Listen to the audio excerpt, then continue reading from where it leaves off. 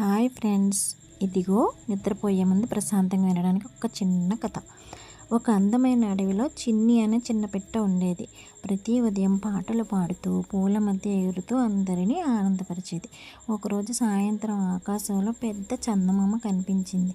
చిన్ని ఒక చెట్టు కొమ్మపై కూర్చొని చందమామను చూస్తూ, "నువ్వు ప్రతి రాత్రి అందరికీ వెలుగిస్తావు, నీకు అలసట రాదా?" అని అడిగింది.